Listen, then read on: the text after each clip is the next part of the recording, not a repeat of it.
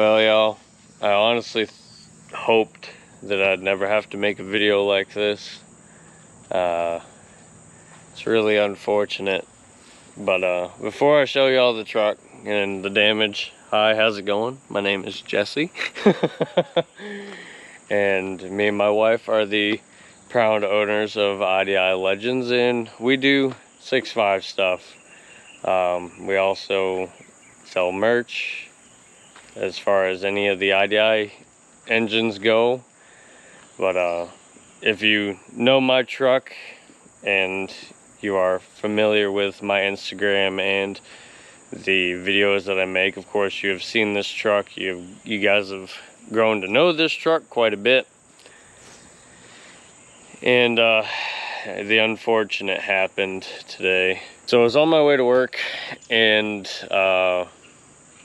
it was just a normal day. I was heading in around 9 o'clock or so, and I wound up getting T-boned. The driver failed to stop, and well, let's just get to the truck. And the damage ensued. So for those of you who are new to the channel for whatever reason, this is my 1997 Chevy K3500. Used to be a factory dually, since swapped it over to a single wheel.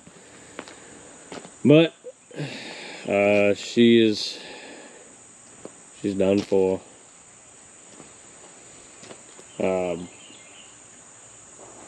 Went to go turn left and then got hit right in the passenger side by a Dodge Ram 1500. There was a guy and his wife, and this is the damage that happened. So they obviously hit me right here. They hit me so hard that that door no longer opens. The whole bed in the cab is forced that way.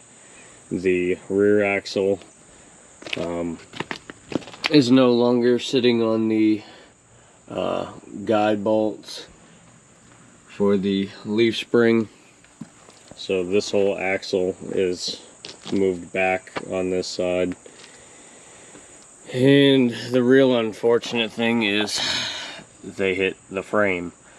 So that frame is bent. It's, if you're picturing a C channel, which would be like that, it's twisted on the bottom. Yeah. So it's unfortunate. The engine and transmission still work just fine. The truck itself was running when I came to a stop. So I just shut the engine off after throwing it in neutral.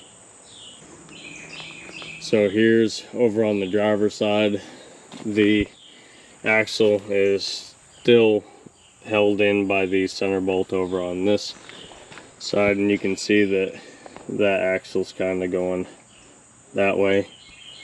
I don't know whereabouts this came from. That was probably me, honestly, but you can see the cab and the bed no longer line up because the frame is tweaked. And that's just about gonna call it a wrap on this old girl. For those who were interested, or are interested, or know that me and Andy are expecting our very first. Andy was not in the truck with me, and that is just about all I am thankful for. I'd rather me get hit any day of the week than get the call that my pregnant wife was in an accident. But yeah, it really sucks, but what can you do, you know?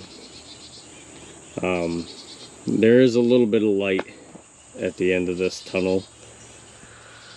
So a little while back, if y'all are familiar with the channel, I have 4 6.5s.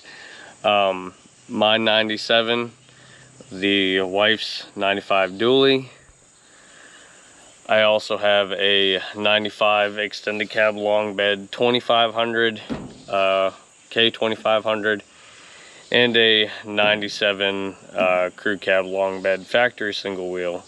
The factory single wheel 97 is my wife's truck, and if you watch the video of me removing the engine out of that truck, the engine and transmission, you'll know that that engine was no good.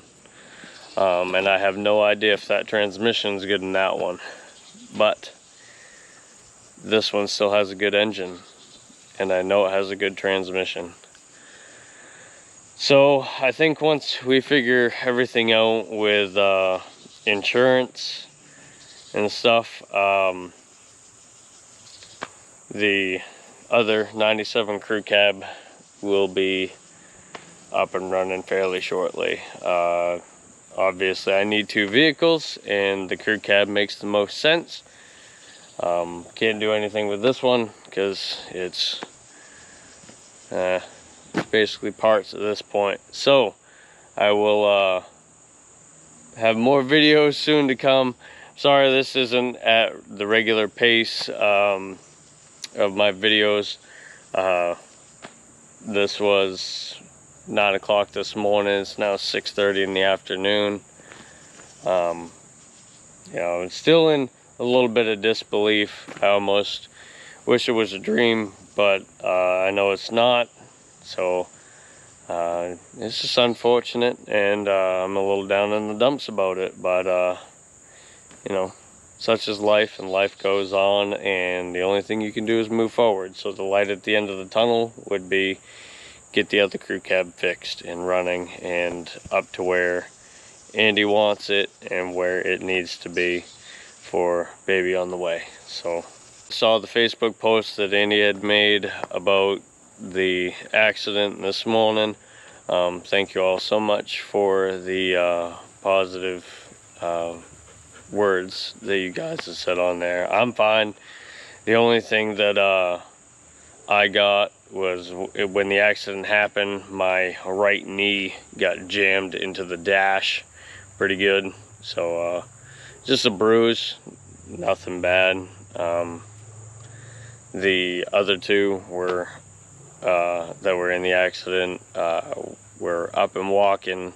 The woman was a little bit of hyperventilating, but I'm not going to say too much on them. But again, thank y'all for your kind words. It really does mean a whole lot to me that y'all give more or less 2 shits.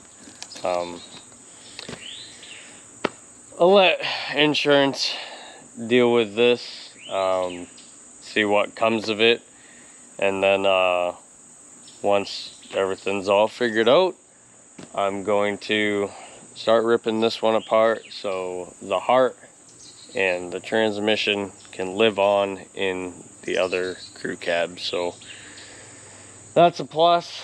There's still a bunch of good parts on this, like the lift kit wasn't affected in any way. The rear end is still in good shape. The front diff is still in good shape, but it's gonna be a hot minute before I go ahead and touch this thing. Still hoping I walk out tomorrow morning and it's all a dream, but I know it's not, because that wouldn't be realistic. I'd also like to mention that this is nothing specific to me or anything. Accidents happen every day, and they're unfortunate, and I feel for anybody who has gotten into an accident and it wasn't their fault. I don't know what that other person was thinking when this was going on, but you know, shit happens regardless. I hope everybody's okay regardless. You know, they're just trucks. They're replaceable. They're and in some cases they're fixable. In my case, yes, that is fixable, but the amount of money that it's going to take to fix it, it's just not feasible. So the smart thing for me to do would be to give the engine and transmission that are still good a new home, and then that truck can live on. But I am no different than any one of you. You know, like I said, shit happens, and it just so happens it happened to me this time. So leave your stories in the comments of crashes that you have been involved in, or if you were the receiving end of somebody being stupid. You know, let's just share those experiences. It seems like the quality of driving of people nowadays has just gotten a lot worse. A lot of people have managed to get their licenses out of cereal boxes, and it just so happens that I ran into the guy that had Captain Crunch this morning. So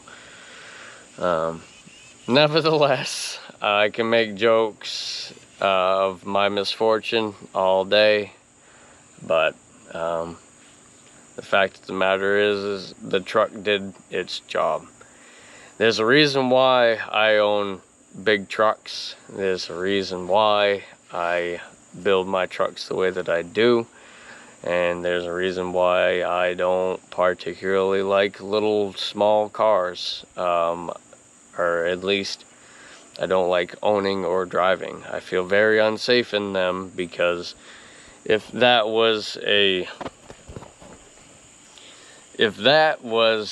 an 02 Chevy Cavalier that I used to have, it could have been a lot worse for me. So luckily the truck kept me safe, and that's all I needed it to do in that instance. It sucks I'm without a truck, but nevertheless,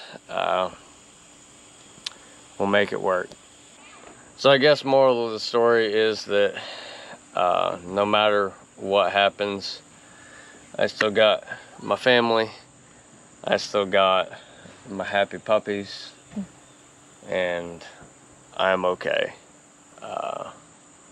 Thankful for that, and more 6.5 content soon to come, because I gotta get that other crew cab ready. Yeah, I just feel bad that this is how it's getting built, unfortunately. Yeah. You know, gotta keep moving forward regardless of what happens. So I can totally relate to anybody who has lost, you know, a personal belonging that has been stolen from, that is ever been wronged. I've been there, and I get it. It's a real shitty thing for other people to do that to others, but nevertheless, shit happens, and you got to keep moving forward regardless. So thank you all so much for watching. I know this isn't the video anybody expected or wanted to see, but I am straight up with you guys. I don't really hide a whole lot, and you know, again, shit happens. So I will catch you guys in the next one. More 6.5 content to come, more ATV content to come, and I picked up a couple other projects as well. So, but first project on the list is get her crew cab up and running. So catch you guys later.